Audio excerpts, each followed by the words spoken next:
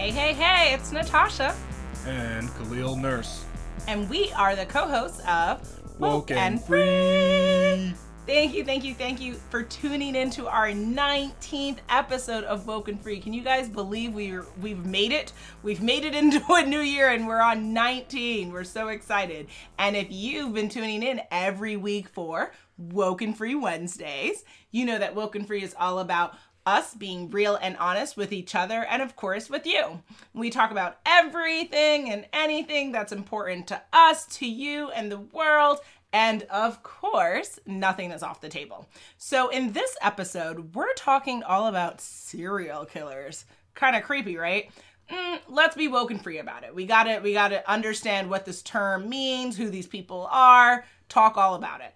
But before we get there, couple of things we have to cover. First, have you subscribed to WokeNFree on iTunes, TuneIn, Stitcher, Google Play, our YouTube channel, our SoundCloud account, or even find us and subscribe to us on iHeartRadio? If not, please do. I beg of you to join in the fun and really support us, and we cannot appreciate as much as you support and love us. And then, of course, share the episode. Share it with your friends, your family, coworkers.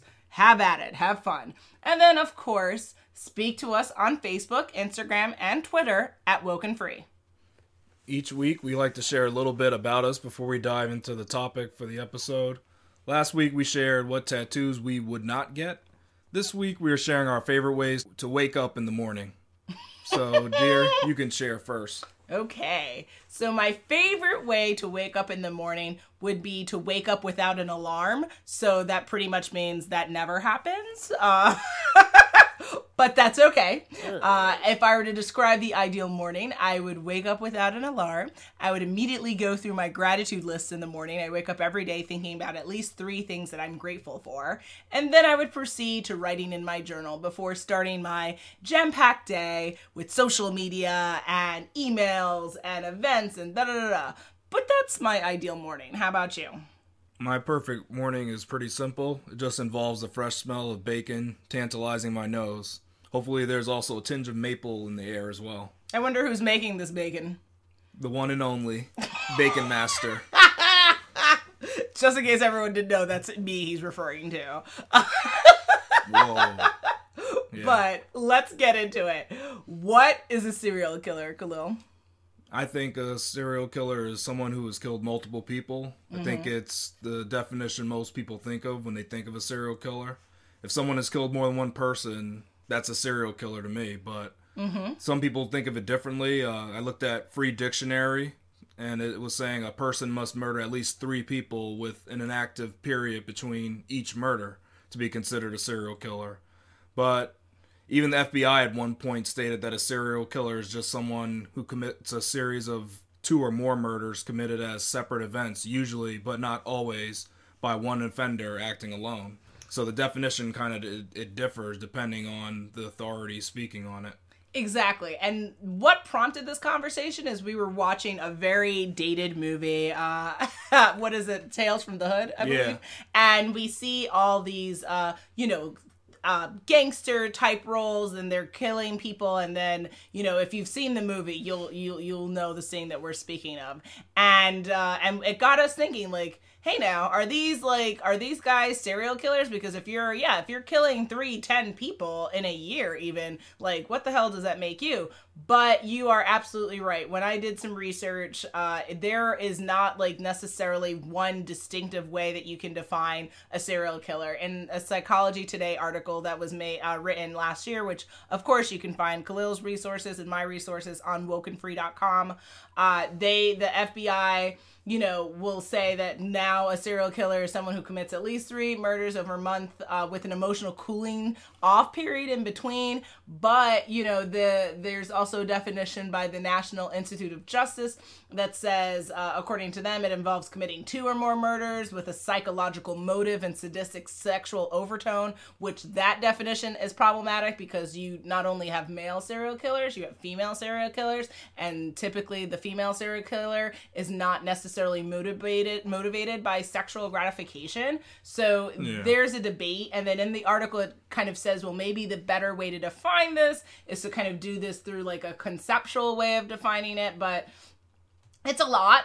I guess what we could, to make everyone woke and free about it, is to think about having at least 2 murders done within a month, and there's a emotional cooling down period in between them. But the ideas of like gangster killing and that stuff, that doesn't typically fit the model of what a serial killer is. So that's why all of those people, like especially in movies and how they're portrayed, they wouldn't technically be classified as a serial killer. But they could fall within those constraints, because you said it, well, just even from some of the definitions, it was saying that a serial killer commits crimes and has a cool down period. Well, gang members don't always, it's not always drive-bys and things. Sometimes they might kill another gang member. They can. And then 30 days later kill another. But according to they would be considered a serial killer. No, according to these reasons, because even in the Psychology Today article, they talk about it like, well, what about gang members who kill? They're saying no, they don't fit within. There's a difference between a mass murder and a serial killer. So it's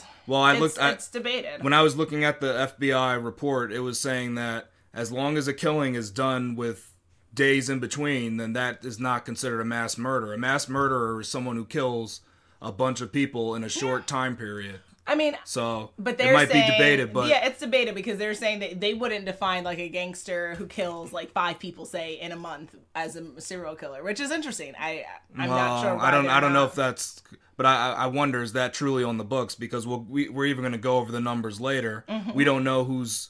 We see that it's not just the typical killer. We see that it's from different backgrounds and races, and were some of those people gang members? We don't know. The numbers don't show that, so. That's one thing that, even though you might have seen somewhere that they're saying that they're not counting gang members as serial killers, in the FBI's numbers of their statistics, they might be counting gang members. That's what I'm arguing. Under the prototype, it's hard to see that though. Under the prototype definition of serial killer, in the Psychology Today article, they say like these are typical concepts of how you would define a serial killer. So like the Ted Bundy person who targeted young age women with particular hairstyles resembling the girlfriend to which he was most attached. Jeffrey Dahmer, who targeted young men at bars and luring them back to his apartment. Then the Zodiac killer, targeting mostly couples owning to a relationship failure and a desire for revenge, fame, and mind games. Other serial killers can be so called because they are a lot of features in common similar to this, and so but those types of concepts are not attributing like the gangster who kills. Well, they're just studying famed serial killers, because but those are the prototypical ways that they would define it. Yeah, that's a stereotype. Yeah, but that's not necessarily making up all the stats, because we're going to go over stats later, and you'll see we're going to mention other people that we've never heard in the news. We've never heard of these serial killers, but they do make up the numbers. Okay. So they're not part of that like top 10 serial killers that like Eminem might have rapped about, but there are serial killers that have been gang members. We're just not going to hear much about it. It's not going to be publicized, but it's still written down on the books, and it goes down as they were a serial killer. I didn't even know that was true though. I thought that the prototype would be the only people that made up the stats, so that's what's pretty surprising, that they do record other races and then even females as being serial killers. Absolutely. So now I think it's a good point. We should go over those serial killer stats, right? Yeah, absolutely. So according to statisticbrain.com, there are some really interesting stats. And again, you'll find this on WokeNFree.com to review for yourself. The number of classified serial killers worldwide since 1980, 154. Number of classified serial killers in the U.S. since 1980, 87. Number of active serial killers at any given time in the U.S., 35. Number of serial killer suspects currently on the FBI list, 271. Now, if you break down the demographic of serial killers by race, very interesting numbers. White takes the lead at 52.21%. Then black for 40.3%. Then Hispanic at 6.1%. Asian at 0.7%, and Native American at 0.8%. What do you think about that? Well, we're noting that this is all U.S. stats, right? Well, so we began with worldwide since 1980. That's their number. But I don't think that number is in conjunction with others' research that I've seen as well. So. Oh, right. So the numbers still differ depending on who you look at. Well, that's resource, stats. yeah. But for the demographics, was that a worldwide statistic that you brought up? That 52% of whites are serial killers? I believe this is focused on the U.S. I think that's focused on the U.S. Yeah, see, that's interesting that we see. I mean, so we see that whites make up 52%, which is a little more than half of the serial killers. But blacks make up almost. I mean, they're the second runner up. Like the other races which don't possibly even could pop speak up. to other types of killers that we just don't hear about. And then we get to the point where I've never heard. I mean, there's very few black serial killers that I've ever heard of in the media. I think we've all heard about the DC snipers, and that's pretty much it. Like I've never heard any other black serial killers mentioned in the news. So that's where I'm thinking this number is going to be made up of probably some gang violence that might be involved, or drugs, or some sort of like illegal arms dealing, something from the from some criminals that we just don't hear about. Possibly, yeah. The stats they were very interesting. Like I was saying, the media never discusses them. Many people see males as classic serial killers as well, but people of all races and genders fall into the group. In the U.S., between 1800 and 2004, 64 females from a total of 416 known offenders were serial killers, and that was about 15% of U.S. serial killers total since that time period, 1800 and 2004. Women are lethal. What do I gotta say? I mean, so that's a decent amount when you think about it. Yes. No, I mean, it's an interesting topic. It's definitely super scary, but I think what is interestingly why we wanted to talk about it is the fact that we see these movies and we see all these TV shows portraying these types of personalities, and it's like, well, what the hell are they? Who are these people, right? And it's very interesting also to think about the next thing, which I was going to bring up, which is, what do serial killers have in common amongst themselves? The thing I think they have in common is some sort of psychological issue. I'm not sure that they all exhibit the exact same traits. But like I was saying before, a gang member and a sociopathic lawyer, they don't exhibit the same traits really, but they both could be serial killers. Don't come for lawyers, excuse you. Well, that was a reference to the guy you mentioned earlier. One of those serial killers was actually a lawyer. Excuse you. Life is hard enough, guys. Yeah. But yes, according to a Daily Mail article, again, on WokeNFree.com that you can check out for yourself, there are 5 common traits for a serial killer. But I've also seen articles and periodicals that speak to like 9 or 11 common traits. These common traits, though, are, I think everyone could probably guess them. Someone who's going to be a power junkie, right? They get off on like having as much power and control over others. They're also a manipulator, right? And then they are also a superficial charmer, right? I guess you would have to be if you're trying to cut off heads and stuff. You got to be able to get these people into your apartment. And then also what was interesting was they're an average Joe. So when you think of a serial killer, it's not necessarily someone who's going to be coming from a famous or well-known background. It's going to be your regular Tom, Dick, or Harry that's coming from Wisconsin or this, or, random places in the country who have gone down this very dangerous path in life. And then also there are studies that are showing that a lot of these serial killers have childhood abuse. So possibly that's a common denominator as well.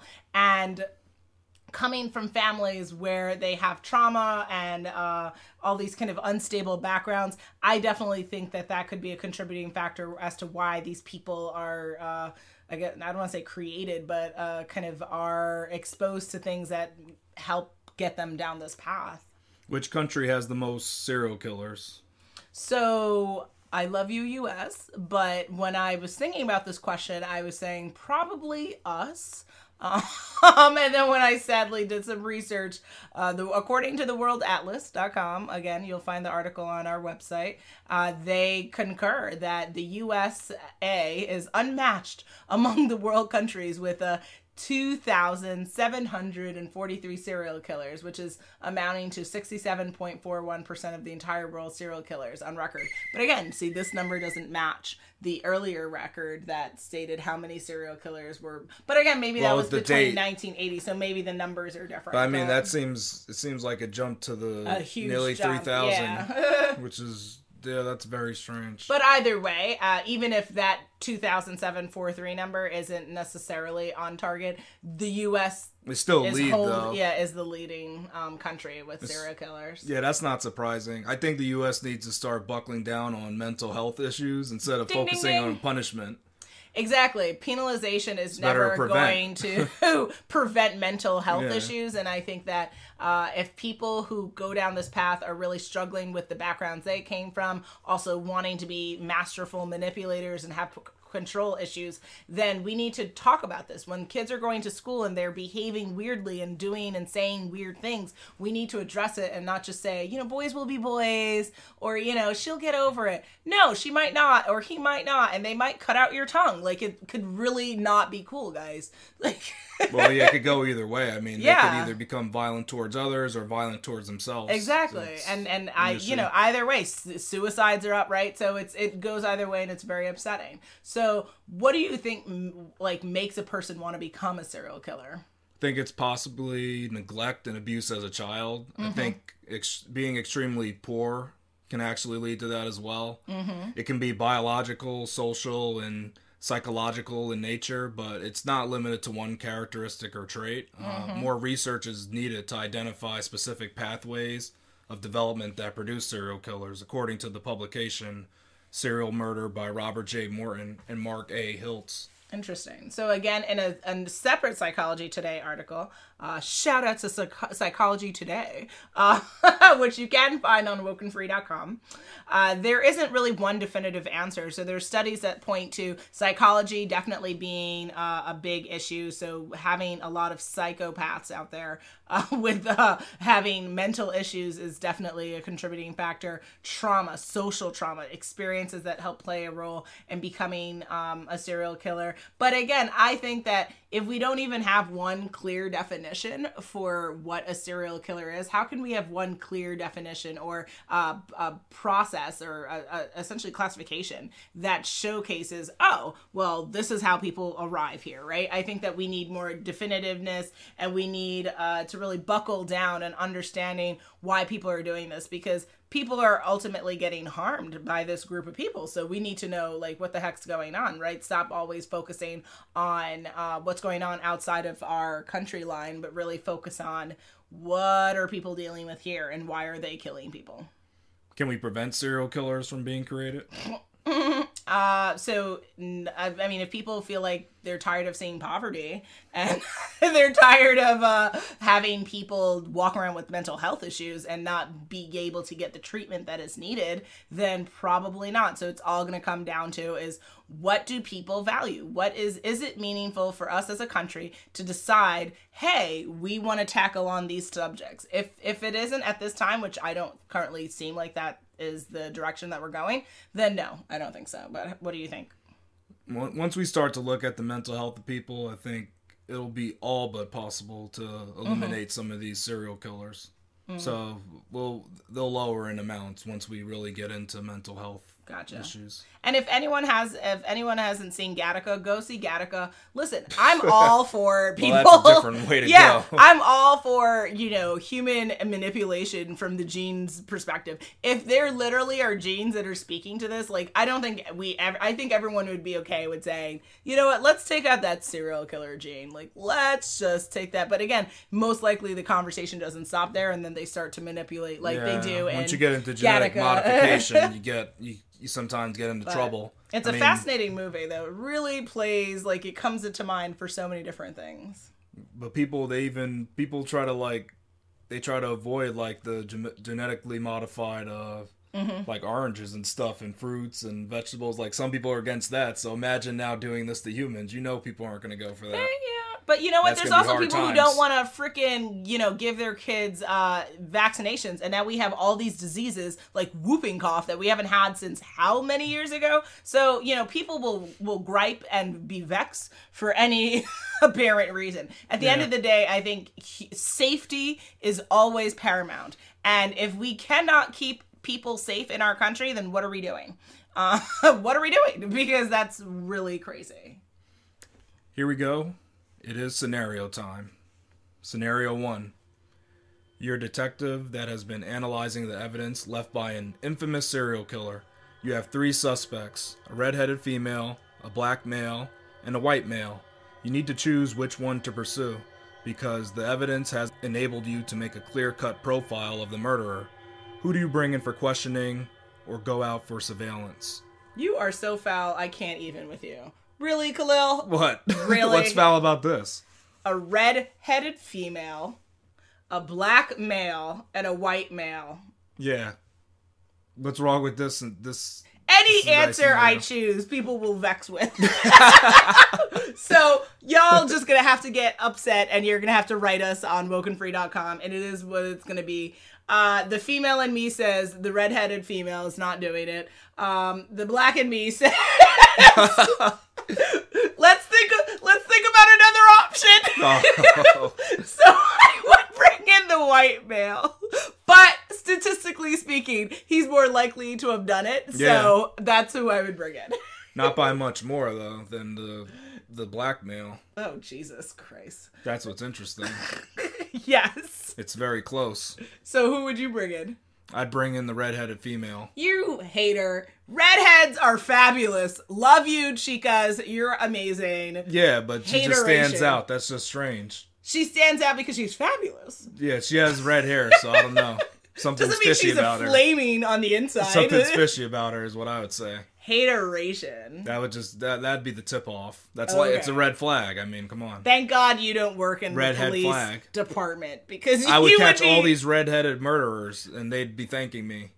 Okay, watch where people come for you. Watch where people come for you. There's not that many, so that's why I would catch them. That's what I'm saying. Scenario 2. A letter is left on your desk at work with red stains on the ends. You open it and read the words, "You're next," on it. Should you bring this to the police? Or is this a shameful practical joke by one of your coworkers, even though April 1st is 4 months away? This is a terrifying scenario. If April 1st isn't the day that I open this terribly... First of all, if you get a letter at your desk and it has red stains on the end, you probably shouldn't have even opened it. You probably should put it into some plastic baggie and take it directly to the police because there could be evidence that you're tampering with by default of just opening. You're putting your DNA on it. But it's just red stain. It could be ketchup. You don't know if it's paint. Ugh, hate ketchup. It could just be it could be like a bill from the painter from last weekend. Maybe. I don't know. I mean, my response is, I'm reading this. I would take it to the police. At first, Wow, I would you take it to the police. At first, I would take it to my appropriate HR person, and I would say, "This is completely inexcusable." And So you wouldn't tell your manager this- first? You go right to HR? I mean, I'd maybe send an email to both my manager and the HR and say this is, and detail what has happened, what's transpired, and what my conflict is. And I would definitely voice my opinion and do whatever needs to be done properly through the proper channels at my job. And if agreed upon based on my superior as well as HR, if it's agreed upon, I would take it to the police. If they don't want it taken to the police, I don't know. That could also be obstruction of justice. So maybe I would But there was no crime committed. But there might be, and my behind needs to not be a problem. And I also want to feel safe. Like, I just don't feel safe anymore. You don't, but we don't know what these words mean. It might be your next. Y'all saw the movie. It might be that your birthday's next. We don't know what that your That next is means. not an appropriate way to announce your birthday's coming. What kind of sicko are you, man? So you want to pick up the letter, read it out loud, and said, "Hey, who gave me this letter?" No, Who did this? I don't enjoy You would scream living that to a everybody? real life horror movie. No, no. So what I would do in this scenario is I would go around and do my detective work, trying to find out who made this letter. Here you go. I'd try to find out who put the letter there, who's the last one who's seen the letter? Are How you long has the looking letter at been cameras there? on your... I would try to get to that, but I wouldn't want to alert anybody that I'm doing my investigation. I would do it, like, covertly, so nobody knew. That's why you're going to get killed. Then I'd come in on the person. No I'd say, reason. why did you leave me this letter? And I would have lots of You're questions. going to approach it. But, I would only approach them in a dark alley at night with no lights. He doesn't mean this. Please excuse the last statement being made. No, because I don't want them to know that I know what they did. So why don't you hire a really scary person to say, I know that what you did next summer? Why? Because how come I have to pay this money and they didn't pay money to put this letter on my desk? That doesn't make sense. See how my solution was the better solution here? Mine is pretty good because I can approach them in a dark alley. You said you're going to jump them in a dark alley. I didn't say jump them. See how you're saying that? I just would like to have words with them about this letter they gave me. Please excuse the last I wouldn't have a ski mask minutes of this episode. And excuse me for not having a ski mask on while I'm in the dark alley with them. You're shameful. This whole scenario is shameful. I hope no one deals with this. So what should you actually do when you do Go to the police! Or maybe go to your manager first to see if this is a practical joke. Yes, go to your manager, go to your HR this could just person, be a bad joke. Put things on record, and then go to the police. So extreme. Yes. Scenario 3. A member of a notorious gang with 5 teardrops on her face was just apprehended. You are the editor of a new, not so famous online news source. Do you write the headline of your next story as "The Face of a Serial Killer"? Or do you write the story off as another gang member has been caught? Ooh, that's interesting.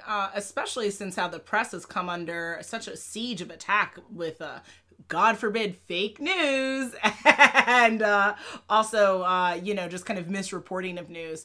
I think it's not appropriate to say the face of a serial killer because you don't have enough information and you're just looking like that just sounds like clickbait, and that's not appropriate. And also you're messing with people's lives because, yeah, maybe she is a notorious gang member and the 5 teardrops, I'm assuming you're indicating that she's killed 5 people, but doesn't I'm not indicating that. It could mean anything. That's what's interesting about the teardrops. If you actually look up teardrops, it could just be the mourning of a dead cousin.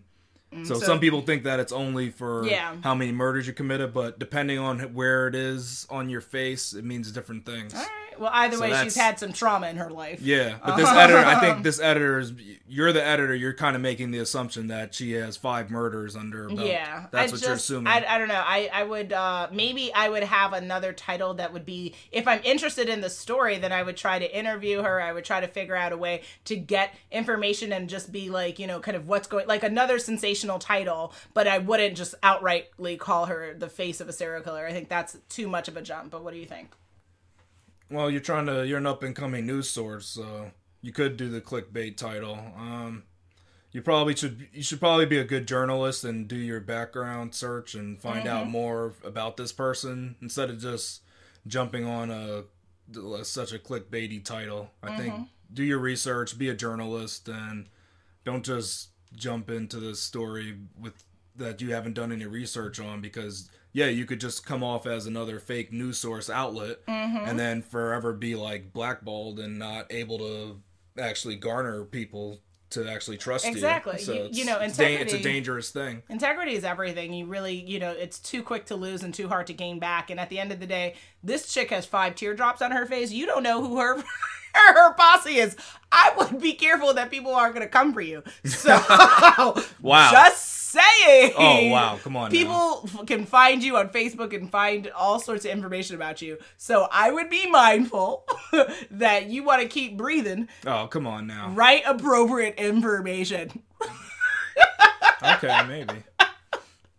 So it is that time again. We have had quite the conversation on our 19th episode of Woke and Free. Beautiful. What were we talking about? A whole bunch of stuff, but primarily all centered around the topic of serial killers, right? Really, really interesting. So if you miss any piece of it, go back and listen and really have at it and have fun. And of course, I always ask, but y'all know the answer. Will I leave you hanging for the next episode? Drum roll, please. On our next episode, we will be discussing, what does being successful really mean? Make sure you follow us on social media to follow along in the conversation, and make sure to tune in next week for WokeNFree Wednesday to join the conversation at www.WokeNFree.com. If you want to be a guest on our show, which I know you do, if you have a business, if you are a thought leader, if you are an expert in your field, you know you need to come on down and hang with WokeNFree and submit your topic. Tell us what you would love to talk about. We are booking our guests and we're having so much fun. So definitely submit your topic for an upcoming episode, and you can do this by going to WokeNFree.com on our Contact Us page. That's where you hit us up. And of course, we're very active on social media, aka Tasha's very active. Hit us up. Yes, me. Hit us up on Facebook, Instagram, Twitter at WokeNFree. If you didn't already subscribe, please do. Share the episode. And make sure you come back to join the conversation every Wednesday for WokeNFree Wednesdays. Until next time.